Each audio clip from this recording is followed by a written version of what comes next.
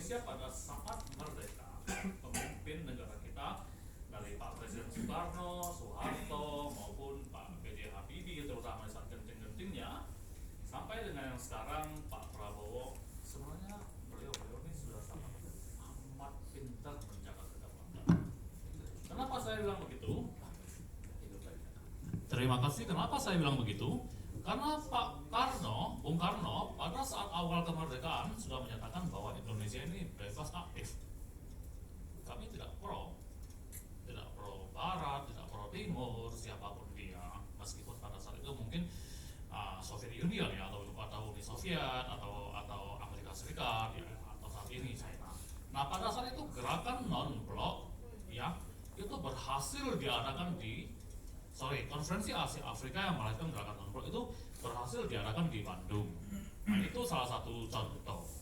Ini saya persingkat saja karena sebenarnya Pak Taufik sudah sangat menjelaskan poin-poin pentingnya, termasuk Pak Asep juga.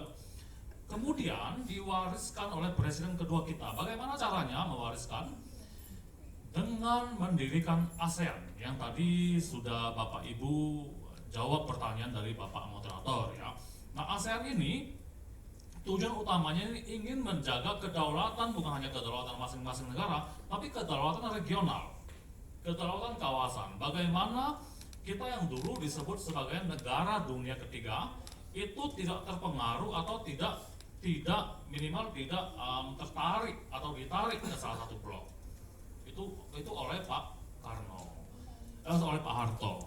Kemudian pada saat Pak Baharudin Yusuf Habibie ya menggantikan Pak Harto, ini kenapa saya bilang sangat genting? Karena pada saat itu kita tahu kita kehilangan Timor Leste, tapi bukan berarti Indonesia tidak berdaulat. Justru Indonesia ingin menjaga kedaulatannya lah. Makanya Indonesia itu memberikan opsi kepada Timor Leste, daripada kita berperang, kami menghargai hak asasi, kami menghargai kedaulatan.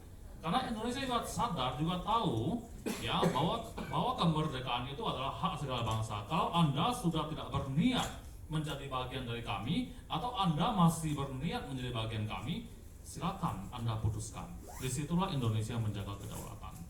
Nah, kemudian setelah berkembang sampai sekarang, pada saat zaman Pak Susilo Bambang Yudhoyono, Pak Joko Widodo maupun Pak Prabowo sekarang, terutama pada saat Pak Joko Widodo ya, kedaulatan kita semakin terlihat, Indonesia semakin kuat, terutama di kedaulatan maritim. Kita tidak terlibat di persengketaan manapun, termasuk di Laut Cina Selatan atau Laut Natuna Utara ya.